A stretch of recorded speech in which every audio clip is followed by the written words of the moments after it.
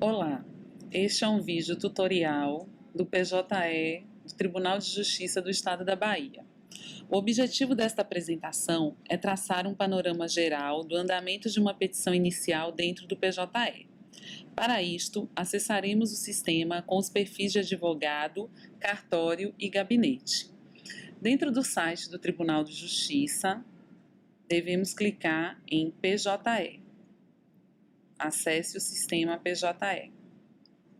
O acesso ao PJE se dá com a utilização de um token. Portanto, insira o seu token, aguarde carregar o certificado e após coloque a senha PIN, que é a senha do token. Neste momento, iremos acessar o PJE através de uma base de treinamento e o acesso a esta base se dá com a utilização de usuário e senha.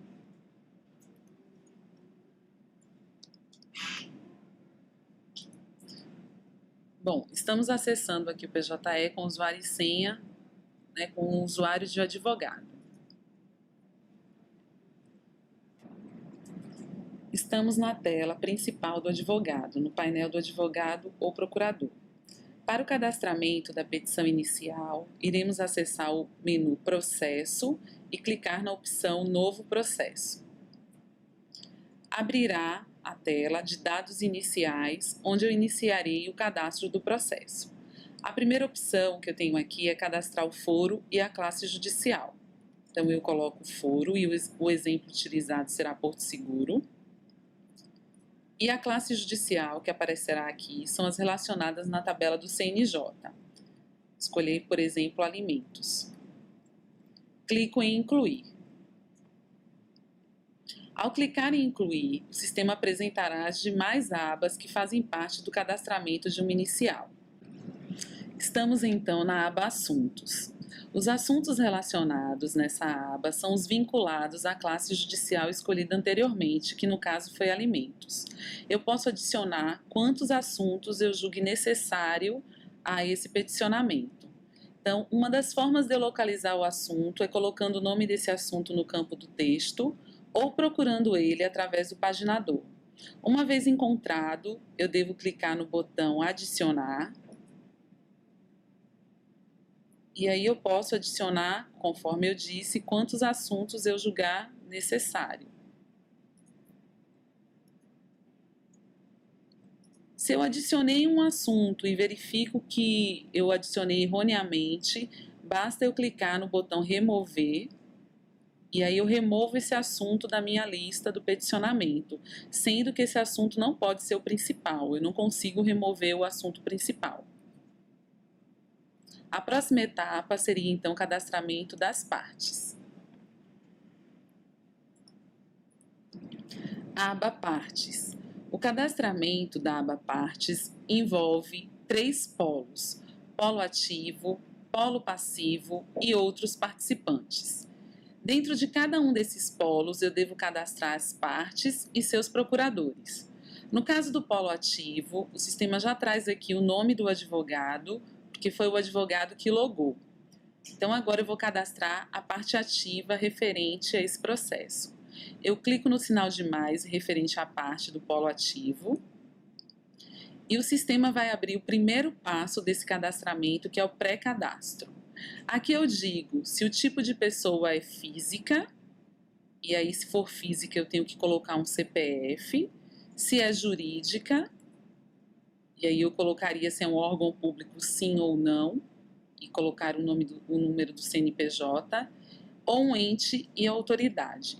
No exemplo que nós vamos utilizar aqui, eu vou cadastrar uma pessoa física. O PJE tem integração com a Secretaria da Receita Federal. Então, eu tenho que colocar o número do CPF e ele vai trazer aqueles dados básicos da parte.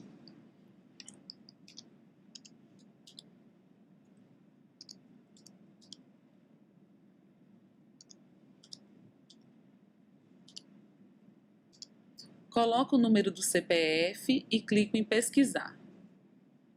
O sistema vai trazer o nome da parte e eu clico em confirmar. Abrirá o segundo passo, que é a complementação do cadastro. Ele é composto das informações pessoais, dos documentos de identificação, da aba de endereços e de meios de contato. Esta tela tem que ser preenchida de acordo com as necessidades ali de informações do advogado, sendo que a principal delas seria a aba de endereços. Aqui é possível colocar o CEP ou buscar algum endereço que já esteja cadastrado no processo.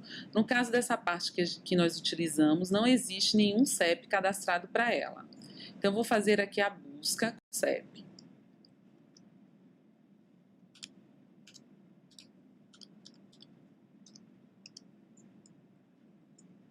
Ele buscou o endereço, seleciono ele e coloco apenas o complemento, que seria o número ou alguma outra informação referente a esse endereço. Posso também marcar o ícone endereço apenas para correspondência. Se eu não tiver o endereço da parte, eu coloco o endereço desconhecido, mas nesse caso a gente pressupõe que o advogado tem o endereço da parte autora. Então, clico em incluir e clico em inserir. Eu posso cadastrar quantas partes ativas eu quiser e quantos procuradores eu quiser também, de acordo com aquele processo que eu estou peticionando. Próxima etapa, então, seria o cadastramento do polo passivo. O cadastramento do polo passivo se dá da mesma forma que o cadastramento do polo ativo. A tela que aparece de primeiro passo é do pré-cadastro, então eu tenho também o tipo pessoa física, jurídica, ente ou autoridade, e coloco o CPF. Aqui nessa tela existe uma peculiaridade que não tem na da parte ativa, do polo ativo, do autor, que seria esse ícone não possui esse documento. Então, para o tipo de parte réu, se eu não tiver o documento dele, eu posso clicar nessa opção. E aí o sistema faz a pergunta, possui algum outro tipo de documento? Eu digo sim ou não. No caso sim, eu teria que especificar qual seria esse outro tipo de documento, se é um título de eleitor, um RG, uma OAB, um registro de estrangeiro. Seleciono esse tipo e confirmo aqui com as informações, preencho os campos de texto com a informação desse documento. No caso de eu não possuir nenhum documento, eu coloco a opção não e informo o nome da parte.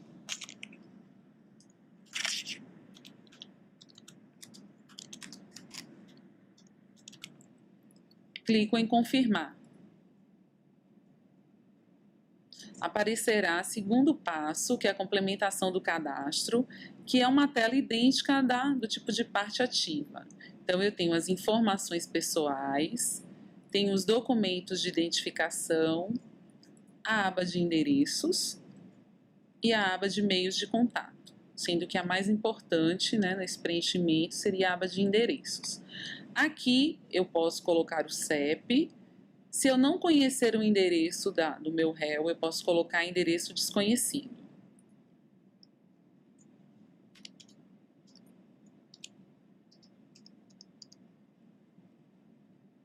No caso aqui, eu usei um CEP genérico, então ele trouxe a cidade e o estado.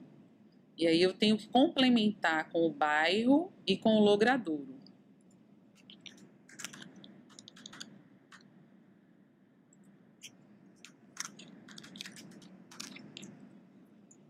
Coloco o número e clico em incluir. E agora clico em inserir. Vamos para a próxima etapa, que é a aba Características. Aba Características. Nesta aba, é possível selecionar as opções Segredo de Justiça, Justiça Gratuita, Pedido liminar ou antecipação de tutela, colocar o valor da causa. Se possuir custas, basta clicar aqui e imprimir no site do Tribunal DAGE. Incluídas essas opções, agora é só clicar no botão gravar. É possível também adicionar prioridades ao processo. Então, nós temos aqui criança e adolescente, deficiente físico, doença terminal, idoso e réu preso. Após selecionar a prioridade, se for o caso, basta clicar no botão Incluir. Iremos agora para a aba Incluir petições e documentos. A aba Incluir petições e documentos. É nesta aba que deve ser redigida a petição inicial. Ela pode ser redigida aqui dentro do editor de textos, ou se eu tiver essa petição já pronta, eu posso estar trazendo ela para essa tela. Como é que eu faço isso? Eu clico aqui em colar copiado do Word, copio, né, o meu documento e colo dentro dessa caixa e clico em inserir. Ou posso redigir a minha petição diretamente aqui no editor.